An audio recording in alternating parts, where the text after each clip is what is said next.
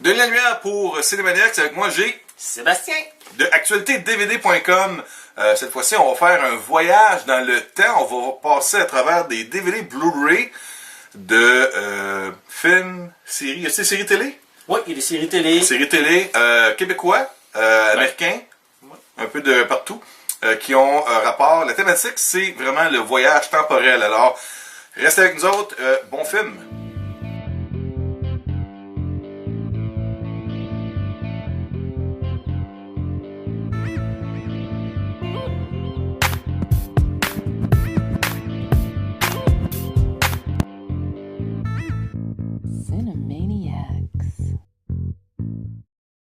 Alors voici des lumières et Sébastien va vous parler aujourd'hui d'un thème que j'adore.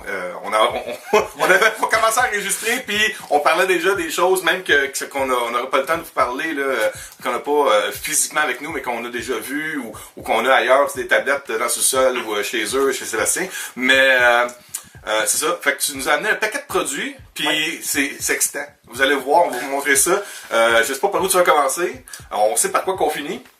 Mais oui, c'est dans le temps. Fait qu'on pourrait faire un time loop. Une boucle temporelle. Le pire, c'est que c'est time loop, puis ça me rappelle que The Rocky Horror Picture Show, c'est un genre de...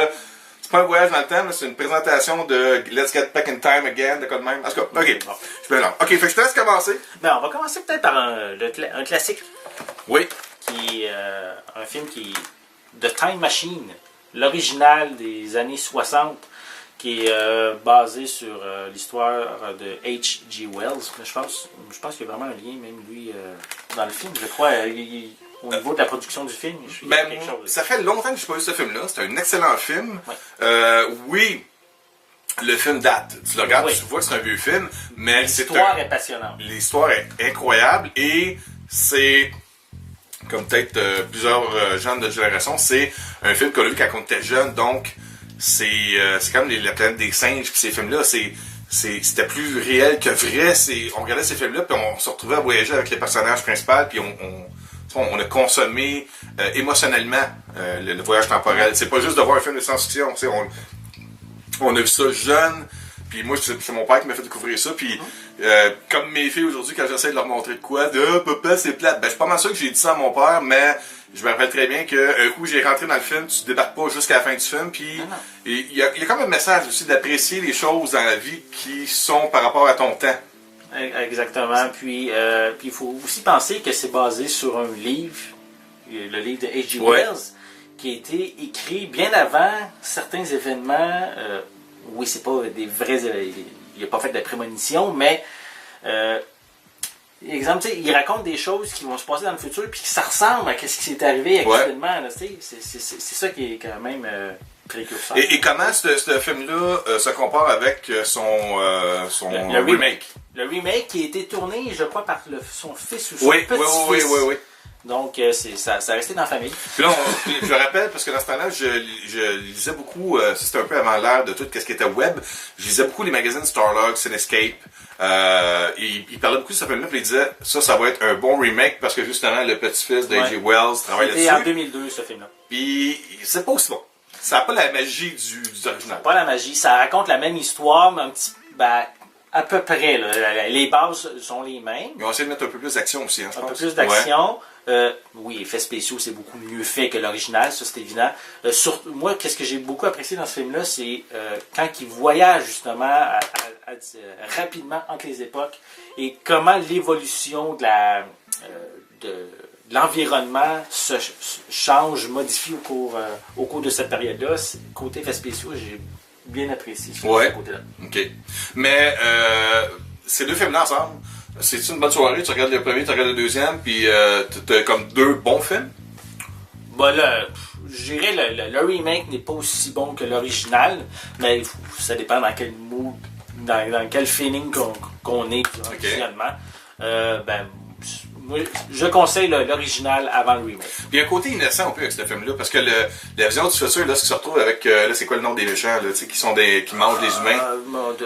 Ça doit être écrit dans le synopsis. Continue à parler en attendant. Il y a un côté innocent, parce qu'à un moment donné, le personnage principal se retrouve dans un futur où il n'y a pas le choix de continuer à garder la machine à avancer dans le temps, parce que s'il arrête, il va se retrouver figé dans le rock. Donc, il se retrouve, je pense, à l'ère 150 000 après Jésus-Christ. Ouais, quelque chose de même. Puis non, mais c'est en l'an 802 701. C'est ça, c'est loin. Fait que, mais en même temps, on se retrouve dans une ère où on est presque à l'ère préhistorique, où est-ce que les humains se nourrissent de fruits et légumes qui poussent, puis c'est pas mal tout, là, c'est très très... Les méchants, c'est les Morlocks. Les Morlocks, qui, aussi weird que ça peut de l'air, il y a comme un cri, un signal qui appelle les humains qui se retrouvent en genre de transe, puis ils se retrouvent à être attirés par ce signal-là. Puis les Morlocks les attrapent, puis ils les mangent, ils se nourrissent de ça. Ouais. Fait que c'est très cruel, mais c'est très innocent en même temps. Il y a comme un côté où est-ce que les humains, il n'y a pas d'animosité entre eux autres. Les humains sont juste là. Il y a quasiment un côté paradisiaque au niveau côté humain. C'est ça. Sauf le côté cruel que les Morlocks, eux autres, se servent des humains pour se nourrir de chair et de sang. Ouais. Oui, non, c'est pas classique. Parfait. Alors, ça, c'est le premier. The Time Machine L'original et le remake. As-tu l'année là-dessus du original? L'original. C'est que ça date 1960. C'est ça, c'est un vieux film. Ouais. Mais je vous conseille fortement. Même les enfants, si vous avez des jeunes qui veulent voir de quoi différent un peu de tous les gros films modernes qu'on a aujourd'hui, Blockbuster, c'est un très bon classique. Puis il y a souvent des gens qui m'accusent de ne pas aimer les films d'auteur ou les films artistiques de cinématographe. Là. Ça, c'en est un très bon. Ouais. Très, très bon. Autre film? On va y aller vers un autre classique. Van Damme! Attends un peu, il faut le faire. Puis, Je te laisse faire. Donc, Le Flic du temps en version française avec justement Van Damme qui a été réalisé en 1994. Qu'est-ce que je me souviens de ce film-là? J'avais été le voir au cinéma et en réalité, le présent du film se passe en 94, je pense au mois d'octobre. Puis, moi, quand j'étais le voir, c'était une semaine avant. Je me dirais, cool, dans une semaine, ils vont trouver comment faire le voyage dans le temps. J'avais sorti ça comme phrase, je me souviens. Fait que, non, c'est vraiment un bon film d'action, enquête policière de Van Damme. c'est basé sur une bande dessinée, c'est ça que j'expliquais avant. Ouais. Moi, j'avais été voir ça parce que, j'aime la thématique des voyages temporels, j'aime les films de bande dessinée, et ça, c'était dans un temps bien avant l'ère de tout ce qui est Marvel, DC qu'on a aujourd'hui, qu'on est gâté pourri.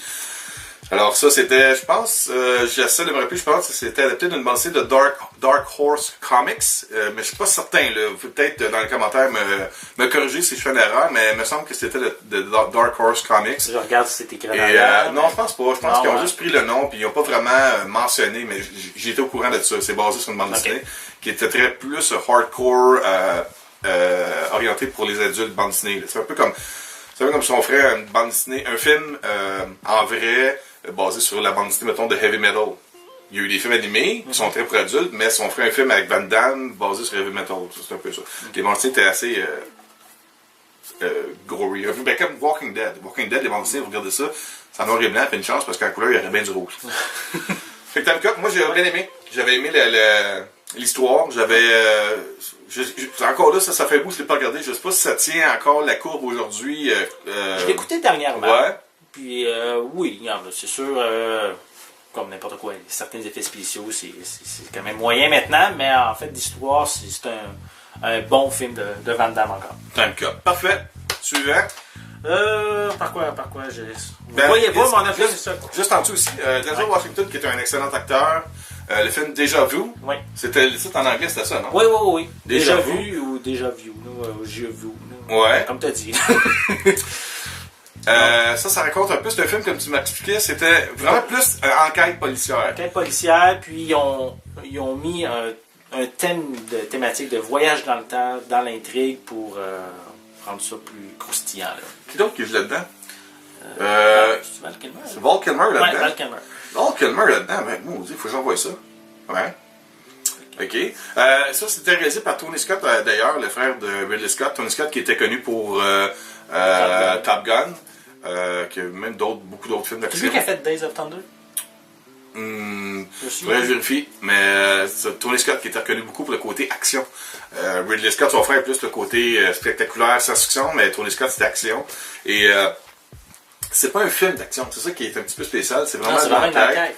Puis il utilise là-dedans le côté temporel, c'est quoi la prémisse de ça? C'est tu peux voir... On peut voir, je crois c'est 36 heures dans le passé via un genre de caméra, un satellite qu'il y a dans l'espace, qui découvrent qu'ils peuvent voir dans le passé, mais ils peuvent pas modifier vraiment le temps. Ils peuvent voir qu'est-ce qui arrive, mais via une machine, un genre de scanner qui est à côté, ils peuvent envoyer, exemple, s'ils savent qu'il y a un événement qui arrive ou une enquête, une personne au bureau d'investigation, mais envoyer une note sur un papier qui apparaît sur le bureau pour qu'ils puissent le voir pour essayer de modifier la ligne de temps un petit peu. Là. C'est le même que ça fonctionne. Je me rappelle pas. Est-ce que tu l'as vu récemment, celle-là? Ça fait un petit bout. Ok, ouais, c'est ça, moi aussi, j'ai vu ça, je pense, au cinéma. Puis ça doit faire au moins 10-12 ans de ça, de quoi comme ça. L'erreur souvent qui occure dans les voyages temporels, c'est qu'on oublie aussi le déplacement espace.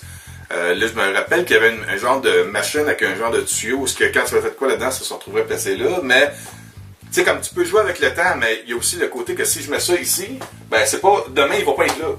Il va être encore là, tu sais. Il y a ce côté-là, puis je me rappelle pas, vrai, je le revois pour ce côté-là, je me rappelle plus comment il explique un peu le côté que quand tu mets de quoi quelque part dans le temps, par rapport à ce qu'il voit avec les caméras, tu sais, le côté logique de ça.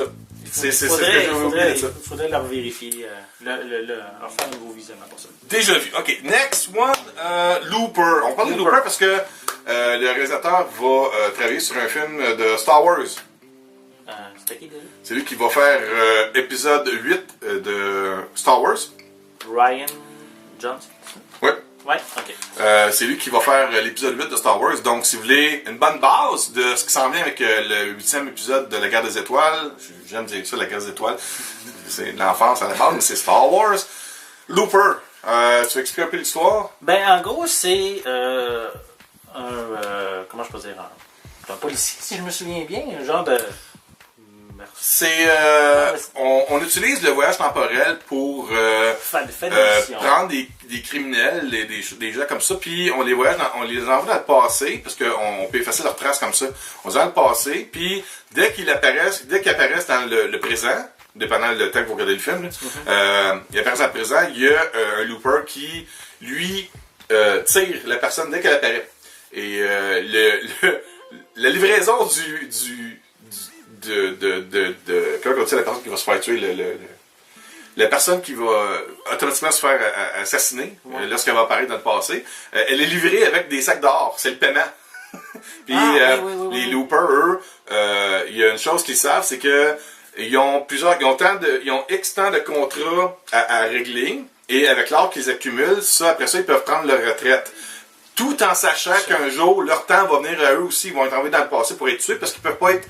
Ils peuvent pas rester pour témoigner du voyage temporel. En réalité, c'est un loop.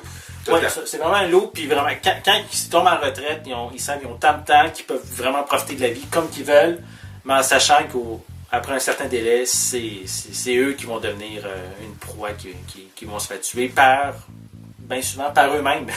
Ouais, c'est ça. C'est par eux-mêmes quand ils étaient plus jeunes. Puis la twist qu'il y a dans ce film-là, c'est que Bruce Willis, je me rappelle à cause de quoi, mais il réussit, lorsqu'il apparaît dans le présent, son personnage qui est joué par... c'est quoi son nom? Joseph Gordon-Levitt. Levitt, ouais. Il réussit pas à le tuer. Mais je pense qu'il l'assomme. Fait qu'il s'assomme lui-même plus jeune. Puis il sauve. Fait que là, Gordon Joseph Levitt est pris pour rattraper son personnage qui vient du futur, puis l'exterminer pour accomplir son plan. Exactement. Puis ce film-là est vraiment un peu comme l'autre qu'on va parler par après. Je ne mentionne pas tout de suite, mais c'est vraiment un loop. Le titre est très bien adapté parce que le film, lorsqu'il termine, tu comprends où est-ce que... excuse-moi. Il y a vraiment comme... Le fin est le début de ce qui s'en vient. Le jeune garçon qui est en réalité le problème, qui essaie de courir après tout le long, qui va devenir le chef de révolution, de quoi comme ça. Là. Il y a des pouvoirs, le petit garçon. Tu as vu, t'as pas vu le film? Moi aussi. Là. Mais c'est ça. En tout cas, c'est un bon... Le titre est applicable parfaitement à l'histoire du film. Lorsque le film se termine, tu peux pas vraiment faire une suite à ça parce que le film se conclut et va recommencer. Ouais. Exactement. Puis ça finit mal même. C'est pas un film parce que tout est beau, tout est bien, tout le monde est heureux. Non. C'est pas ça pantoute. Ça finit mal, puis tu fais comme... ok. C'est le fun quand c'est pas toujours un happy ending. Ouais. Fait Mais ça finit mal et ça finit où est-ce que tu dis ah, il pourra pas de suite même à ça. On peut toujours faire des suites, mais ça c'est comme touche, je dis pas, c'est parfait, c'est un très bon film. Looper, là, c'est vraiment si vous aimez les films, une histoire, un des meilleurs. Puis je voulais parler de l'autre parce que c'est un peu comme Looper. C'est 12 singes ou 12 Monkeys. J'ai pas le film original avec Bruce Willis dans les mains, mais qu'est-ce que je vous présente ici? C'est la première saison de la série télé qui a débuté, je crois, l'année passée. Okay. Donc, mais ça reprend la même histoire, en gros. C'est qu'ils sont dans le futur. Il y a un virus qui a décimé 99% de la population. Et ils ont trouvé une machine à voyager dans le temps. Puis leur but, c'est de aller dans le passé, puis trouver la source du virus et de le détruire avant que le virus soit propagé. Donc, c'est leur manière pour eux d'essayer de sauver le monde. Et ils trouvent toujours dans le futur certains indices qui pensent que, exemple, ils pensent qu'à telle date, ils risquent d'avoir cet événement-là. Donc, ils vont dans le passé, ils essaient de trouver d'éviter que cet événement-là arrive, mais souvent ils réalisent que c'était pas vraiment ça qui a commencé, ou il y a des petits pépins qui sont pendant qu'ils sont dans le passé qui arrivent, donc ça se déroule pas comme qu'ils veulent. Donc c'est ça qui se déroule par rapport à cette saison 1. La saison 2 elle va arriver en Blu-ray au mois de janvier, donc je ne l'ai pas écouté encore, mais j'ai hâte de le film, j'ai regardé le film. Mais encore là, c'est un peu comme je disais avec Looper. Le film se termine et se conclut. La fin du film prépare le début du film, de l'histoire. C'est ça.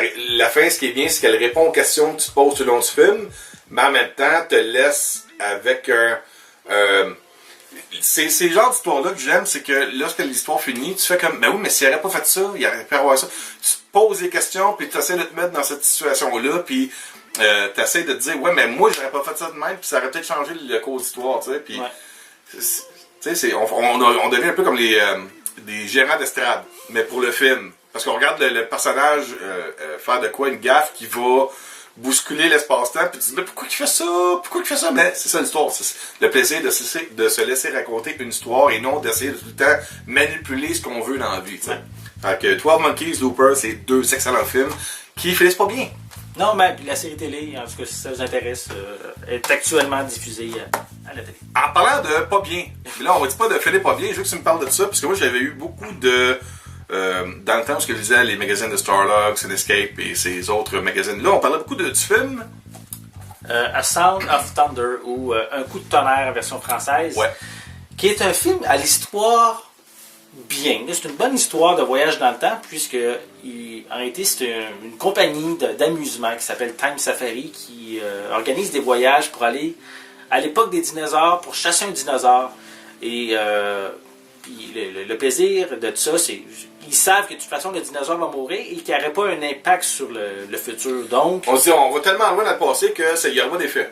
Non, pas nécessairement qu'un effet, mais anyway, le dinosaure, il allait mourir. Fait que ils s'amusent à le chasser, à le tuer, à envoyer quelqu'un, on pourrait dire, un voyageur qui a payé pour aller dans le passé, pour s'amuser à le tuer, puis à avoir le feeling de ça. Mais qu'est-ce qui arrive, c'est qu'il va y avoir un imprévu et une des personnes va écraser un papillon. Préhistorique. Mais ça va avoir un effet par vague dans le futur. Comme quoi que si on fait quelque chose dans le passé qui n'était pas prévu, ça va avoir des répercussions dans le futur. Comment un papillon préhistorique peut changer le cours d'histoire et modifier l'espace-temps? Ben, en gros, qu'est-ce qu'il explique? Ça peut être juste une question de battement d'ailes, dans le sens que le papillon, ça pourrait, par exemple, faire bouger avec le vent, faire envoyer, peu importe, quelque chose par l'air, quelque part un peu plus loin, ça agrandit tout le temps. Mais vu que quand on est proche, par exemple, si on ferait un événement hier, mais les répercussions vont être quand même assez restreintes juste à nous. Mais quand on est à l'ère préhistorique, mais ça prend des proportions gigantesques et même planétaires. Et quel est le côté qu'on avait un plaisir de parler de ce film-là avant l'enregistrement? Les effets spéciaux sont mauvais. Mais même sont même pas finis à un moment donné. Il y a une scène, là, ça se promène dans la ville, mais tu vois les autos qui se passent à côté, mais les roues tournent même pas. Tellement c'est pas achevé, on dirait qu'ils ont manqué de budget, et ça a été au cinéma ce film-là. Là. Ouais, ben, je te disais tantôt que je vais te parler d'un film que j'ai vu au cinéma, que tout le monde a pas mal vu, qui met en vedette Tom Cruise, réalisé par Steven Spielberg. Ça s'appelle War of the Worlds. Ouais. War of the Worlds est un film qui a été botché en dedans de 3 mois. On le voit même dans les suppléments du DVD que j'ai chez moi, parce que j'aime quand même War of the Worlds. C'est un film que Steven Spielberg a fait dans le temps où juste il tentait pas d'être dehors, il filait pas, puis son petit thé chaud, puis tout est fait comme par du monde sur des ordinateurs. C'est pas mal ça, War of the Worlds. On a tourné vite les scènes extérieures. Et lorsque le film avait sorti au cinéma, la scène vers la fin où est-ce que Tom Cruise est dans un tunnel caché, puis il y a une machine avec des oiseaux qui sautent au-dessus, puis il crie, puis la machine, juste avant que la machine tombe, que c'est grave. La scène au cinéma, je me rappelle très bien, parce que je disais à tout le monde, check la scène, elle va s'en aller, parce que je l'avais lu dans les magazines. Le tunnel, c'est un écran vert. Ah, okay. Tout l'intérieur du tunnel, c'est un écran vert. C'était pas complété parce qu'il avait tellement fait ça rapidement, ce film-là, qu'il avait pas eu le temps de tout compléter. Lorsqu'on voit le Blu-ray ou le DVD par après, ils l'ont complété pour la version maison. Mais au cinéma, je me rappelle très bien, c'est pas une farce. J'avais mentionné ça plein de monde, j'ai été voir le film 2 fois. Les effets spéciaux n'étaient pas terminés. Puis encore là, ce film-là, il y a tellement d'erreurs parce que tu te dis comment qu'un laser qui vaporise des buildings et des gens en cendres n'égratigne même pas l'asphalte. L'asphalte est imperméable et est indestructible par rapport au laser. Je sais pas si tu te rappelles les effets lumineux que les machines. Là, on parle de War of the Worlds. Je suis complètement, mais parce qu'il y a tellement d'erreurs dans ce film-là. Toute l'électronique marche pas, mais le gars il filme avec sa caméra. Ah. Est-ce que c'est peut-être ça pourrait être un sujet pour un autre capsule. Ouais, des erreurs. Qu'est-ce qui marche pas dans les films? Ah là, on peut faire une série. C'est une maudite bonne idée que t'as là. Je vais te garder ce concept-là. Ok, A Sound of Thunder, mais le film, est-ce qu'il est quand même le fun à regarder? Oui, l'histoire est le fun, puis les effets spéciaux à partir de la moitié du film sont plus intéressants parce que c'est plus sombre. Donc, on dirait qu'ils ont mis le budget plus... Ils font plus cacher les erreurs. Oui, peut-être. Mais... ça se corrige un peu, c'est plus intéressant côté effets spéciaux vers la fin, le milieu du film. Dinosaures, ça c'est une série télé, ça s'appelle Terra Nova. Terra Nova. C'est en gros, c'est dans le futur, la planète Terre est plus vivable. Il n'y a plus moyen de vivre là. Donc, ils ont trouvé un genre de portail qui permet de retourner dans le passé à l'époque des dinosaures, mais dans un univers parallèle. Ça n'a pas d'impact sur le futur connu déjà. Donc, il explique même dans la série télé. Ils ont fait des tests. Ils ont envoyé une genre de capsule dans le passé, puis ils essaient de la retrouver dans le présent, puis ils la trouvent pas. Là. Donc, ils ont prouvé avec ça que c'était vraiment un univers parallèle qui n'aura pas d'impact. Donc, ils vont dans le passé, puis leur but, c'est de créer carrément une nouvelle population, de repartir à zéro, à partir de l'époque des dinosaures. Donc, de ce côté-là, c'est le fun de voir ça de nouveau, de voir la colonie, mais ça traîne un petit peu en longueur. C'est peut-être pour ça que la série a été annulée après la première saison. J'aurais aimé en voir plus, surtout de la manière que ça termine. Ils préparent la deuxième saison, qu'on malheureusement ne voit jamais. Bon. OK. Série télé, on va y aller un peu local, québécois. Ben oui. Une série avec Roy Dupuis et Guylaine Tremblay. Les Rescapés, saison 1 et 2. C'est carrément une famille des années 60 qui vont être projetées en 2010 sans qu'ils savent pourquoi. Une famille du passé qui est projetée dans notre passé. Oui. Ben, parce que ça sort en 2010, c'est ça? C'est ça, oui, c'est ça. Puis, c'est ça qui est le fun, c'est qu'ils découvrent, c'est vraiment comment on appelle ça, le choc de deux générations, là, entre les années 60 et 2010. Je pense dans le premier épisode, il est effrayant qu'on paye $1 le litre d'essence. Ah, ben oui, c'est logique. Ouais. Parce qu'on y va, veut pas, on n'est pas dans le visuel, puisqu'on est avec un budget de série québécoise. C'est ça. Fait qu'on y va plus avec le côté de réaliser des choses que, comme qu'on dit, dans mon temps, on se fait tenter par nos parents. Dans mon temps, là, c'était des champs. Puis dans mon temps, ça coûtait 15 cents hot dog, puis c'est ça, on joue avec ça. Là. Ça joue beaucoup sur ça, mais ça, c'est la première saison. Comme ça, la deuxième saison, ça va plus loin que ça. Ça va vraiment voyager à différentes époques, parce que là, il y a un genre de complot qui se fait, et la famille je m'en souviens plus comment ils s'appelaient les autres, là. La famille de Dupuis. Les Tremblay. Mettons que c'est les Tremblay. Ils vont rejoindre un groupe qui sont là pour essayer d'empêcher le méchant principal de modifier les événements du futur. Et tu conseilles ça aux gens pour le côté local? Oui, c'est le fun. Ouais. Oui, c'est le fun. Malheureusement, après 2 saisons, ça a été annulé. Ça finit, c'est pas fait. L'histoire n'est pas complétée. Là. C'est ça qui est plate. Mais je voulais le mentionner parce que c'est pas fréquent d'avoir du contenu, du voyage dans le temps fait au Québec. Je vais te pitcher 2 séries, on va essayer de faire ça un peu plus rapidement. J'ai rentré à 25 minutes à peu près. Ça passe vite quand on s'amuse. La première franchise que j'adore, Bill and Ted, Excellent Adventure et Bogus Journey. C'est carrément du voyage. Surtout le premier qui est beaucoup axé sur le voyage dans le temps via une cabine téléphonique. Puis, le deuxième est aussi en temps, mais c'est plus univers parallèle. La mort. Oui, mais il va chercher, mettons, le lapin de Pâques. Il va chercher... Le lapin de Pâques? Oui, il y a le lapin de Pâques là-dedans, dans la Bogus Journey. Il y a le lapin de Pâques. Il va rechercher le lapin de Pâques. Il y a le colonel qui est... il y a Station, les 2 extraterrestres qui mergent en un. Oui. T'as les robots, Bill and Ted, Robots.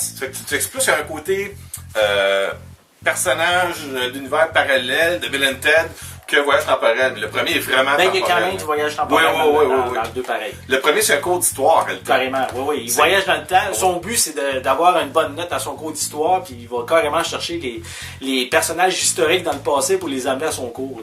Oui, il faut, parce que sans ça, le groupe Wall Stallions, qui est prévu pour être le groupe qui va amener la paix dans le monde, n'existera pas. Donc, on envoie M. Starlin, qui est décédé, malheureusement, on l'envoie dans le passé les aider, un peu les diriger pour qu'ils puissent réussir leur examen d'histoire. Et la sorte qu'ils réussissent, c'est qu'ils ramassent des Socrate, ils ramassent Lincoln, ils ramassent Napoléon, puis ils les présentent pour le spectacle de fin d'année, l'examen final en spectacle, et puis ça leur donne une note parfaite qui leur permet de pouvoir garder leur groupe, de rester ensemble. Parce que c'est très bon, puis ça fait des années qu'ils parlent de faire le 3e film de ça. Puis j'aimerais ça. C'est le fun, là, parce que c'est vraiment, les 2 acteurs, sont capotés là-dedans. Là. Oui, même que c'était un peu comme le phénomène qui s'est passé dans les années 80 avec Michael Keaton qui faisait Mr. Mom. Quand il a été engagé pour jouer le rôle de Batman, tout le monde faisait comme « Hein? Mr. Mom va faire Batman? » Ben, quand on a vu... Keanu Reeves, engagé pour faire Johnny Utah dans Point Break. C'est Point Break, là? Ouais, Point Break. Ouais. Ça a fait comme... Tu faisais Bill and Ted dans un film sérieux. C'est un autre registre. Ouais, c'est ça. Puis ça avait un peu le même qu'on appelle ça j'ai oublié le terme, mais tu sais, quand on engage un comédien comique pour faire un film sérieux, tu sais, un peu comme Robin Williams, quand du contre casting, là, tu sais. Okay. C'est un terme où ce qu'ils vont utiliser, mettons, tu fais un humoriste, puis tu fais faire un serial killer, là, tu sais, c'est weird. Mais en même temps, ça a bien marché pour Keanu Reeves, sa carrière a bien marché depuis ce temps-là. L'autre qui était, je disais, Hot Tub Time Machine 1 et 2. Comme une autre comédie. Le premier est vraiment drôle, ça va dans les années 80. Il y a beaucoup de références aux années 80 qui se fait à ce niveau-là. Et c'est en gros un voyage dans le temps. Le deuxième, ils ont trop mis. Là. Il y a plein de voyages qui se fait, puis là, ça a changé, plein d'événements. C'est moins bon le deuxième. Peut-être pour ça aussi que John Cusack n'est pas dans le deuxième non plus. Il a peut-être pas aimé le scénario, puis il a décidé de ne pas revenir. Je sais que ça a été un flop. On a fait la promo Cinémaniacs, on a eu la promotion, puis je pense que le film a joué une semaine au cinéma. Ça a pas levé. Mais là, il est bon. Là, il est drôle. Ok, on va y aller vite pour des titres séparés. Ouais. Tu peux peut-être juste suggérer ces titres-là. Timeline avec le feu Paul Walker, qui est un bon film qui se passe dans le temps du Moyen-Âge. C'est vraiment intéressant en gros, c'est qu'il veut aller rechercher son père qui est pris dans le passé. Puis, donc, ça joue beaucoup, vraiment, comme sur le temps du Moyen-Âge, comme j'ai dit. Et c'est un film qui a été tourné par Richard Donner. Donc, Richard Donner, c'est tourné partout au Québec. Oui, oui. Puis Richard Donner, si vous ne connaissez pas, c'est Superman, c'est plusieurs bons films des années 80. C'est Little Weapon, c'est lui. Mais c'est peut-être pas son meilleur film, Richard Donner. Non, mais en tant que fan de Voyage mais je me rappelle pas que Paul Walker était là-dedans. Oui. Ça, faut que je le vois à cause de ça. Oui. OK, parfait. Timeline, les deux autres, Prédestination. C'est un film qui voit un peu dans le temps. C'est une enquête un homme qui est un homme du gouvernement qui essaie d'empêcher quelqu'un de poser des bombes. Puis il va rencontrer son moi-même, mais c'est un peu bizarre parce qu'à la base, quand il était jeune, c'était une femme. Puis il va eu des problèmes au niveau physiologique, puis il devient un homme. Et je veux pas trop, parce qu'il y a une méchante twist à la fin là, qui permet qui mérite un deuxième visionnement au film tellement que c'est surprenant. OK. Donc pour ça vaut la peine. Écoute, je te dis ça comme ça, je vois qu'il y a encore plein de titres, puis je veux pas trop étirer la sauce. Ce qu'on va faire, on va terminer avec ça, puis le coffret classique, celui-ci que je te montre là. Puis je vais te réinviter pour une autre émission. On va rajouter d'autres titres, on va en faire une autre émission parce que c'est trop bon. Parfait. OK? Fait qu'on finit celle-là avec l'autre coffret après. OK. Le film, un film romantique, About Time, qui est avec, mon Dieu, j'ai oublié, on a oublié, non, je pense que c'est Rachel McAdams. Oui. Donc, c'est vraiment un film où c'est une famille qui ont le don de, quand ils se cachent dans un garde-robe, qui pensent à une date qui peuvent aller à carrément cette période-là. Ah oui! Je me rappelle les aventures! Puis, il y a justement l'acteur principal, il essaie de séduire justement Rachel McAdams, puis ça marche pas tout le temps, fait qu'il retourne dans le passé, puis il essaie d'éviter les erreurs qu'il fait, mais finalement ça va marcher, puis il va fonder une famille, mais là il va avoir d'autres problématiques que je vais pas tout raconter, sinon ça va être plat. L'acteur principal, il joue dans Machinima. Le film avec il fait un test dans une maison. Je l'ai pas vu encore. Oh, super bon. Il joue aussi dans Star Wars The Force Awakens. C'est lui qui fait le commandant qui est avec Kylo Ren, qui est habillé en blanc. Là. OK. Pas en blanc, excuse-moi, mais qui est comme un genre de colonel qui dit à Kylo Ren, tu sais, mets pas tes. Tu te rappelles The Force Awakens? Oui. Quand ils sont devant le grand sénateur Snoke. C'est Snoke le nom? Les deux qui sont là, t'as Kylo Ren. Bon, les deux qui sont là, t'as Kylo Ren, t'as l'autre, c'est cet acteur-là. Ah, OK. Puis cet acteur-là, je l'ai entendu en entrevue. Il joue aussi dans le film avec Leonardo DiCaprio, là, il est Tom Hardy dans le bois, là, dans les arbres. C'est sorti l'année passée. Oui. J'ai The Departed dans la tête, mais c'est pas ça pour tout. Non. Mais oui, cet acteur-là, son père est acteur aussi très connu. Okay. Je me rappelle plus son nom, mais c'est le gars qui joue tout le temps l'écossais avec les cheveux longs. Là, il avait quelque chose. Là, ce qu'il parlait dans l'émission que j'écoutais de Nerdist. Je sais pas si tu connais cette émission-là, de Nerdist. Il parlait, puis c'était incroyable de l'entendre parler de le côté très terre-à-terre de ce gars-là. Okay. C'est ce que j'avais apprécié de l'entrevue que j'avais. En tout cas, un film à voir en couple, là, c'est vraiment le fun. Puis votre côté geek, avec le voyage dans le temps, va être satisfait en même temps. Alright, dernier, je te dis, on va avoir une deuxième partie, je vous le dis tout de suite. Parce que plein de titres. On a ça, puis j'ai plein de titres dans le tête. Je dis, il y a ce film-là, il y a ce film-là, il y a ce film-là, il y a ce film-là, il y a ce film-là, il y a ça. Puis j'ai tout en bas de ça. Je suis comme, ok. On fera une deuxième partie. Donc, on va parler d'un classique. Là. Le classique des classiques. Si on ne le met pas là, le monde, ils vont nous mettre de la chute. Mais non, c'est ça. La trilogie Retour vers le futur. C'est le coffret 30e anniversaire qui est sorti. Ok, on va l'allumer. Regardez. Je sais pas son nom. Great Scott! Ah, c'est clair. Non, en français. Nom de Zeus. Nom de Zeus! Ah oui, c'est vrai, avec mes filles, mais en plus, quand on a assisté avec Jarrettman, l'événement de Back to the Future 3, là, on entendait ça. Nom de Zeus! Donc, c'est vraiment un excellent coffret. Puis, pour ceux qui ne le savent pas, ben, à la base, il y a bien sûr la trilogie, là, donc les 3 films à voir. Mais est-ce que vous saviez qu'il y avait eu une série télé animée? Oui, moi je le savais. Donc, la série animée qui est plus axée sur Doc Brown, mais on voit également les autres personnages. Surtout que les enfants. Jules Verne. Oui, c'est ça. Parce que c'est une série orientée pour les jeunes. C'est ça. Puis, je ne l'ai pas vu encore. Ah, ben ça. Je vais me le taper à un moment donné, mais... C'est une série animée qui est plus basée à partir du point de vue des deux enfants. Et le chien aussi, je ne sais plus quel nom qu'il y a là-dedans. C'est Copernic ou Einstein, ouais, peut-être? Comme ça. Non, Einstein. Puis, fait que le dessin animé est là pour servir un peu l'apprentissage de cours d'histoire avec les deux jeunes. Exemple, il y a des émissions où est-ce que, mettons, un des deux jeunes, il veut pas faire ses devoirs, puis il fait un mauvais coup, il veut la DeLorean de quoi, puis il se retrouve à voyager dans le temps, fait que ça lui permet de faire ses devoirs, tu comprends? Ouais. C'est un peu ça. C'est cute comme histoire. Puis... Ça fait vraiment suite aux 3 films. Parce que dans un sens, oui, les événements se passent par la suite, parce que Jules et Verne, les enfants de Doc Brown, mais ils apparaissent à la fin du 3e film. Exact, ouais. Donc c'est une pseudo-suite. Et qu'est-ce qui est le fun, c'est que même Christopher Lloyd fait une apparition, je pense, au début de chaque épisode. Chaque émission, il y a une présentation, puis c'est un peu encore là un petit cours d'histoire. Oui, fait que pour les fans de Retour vers le futur ou Back to the Future, c'est un classique à avoir.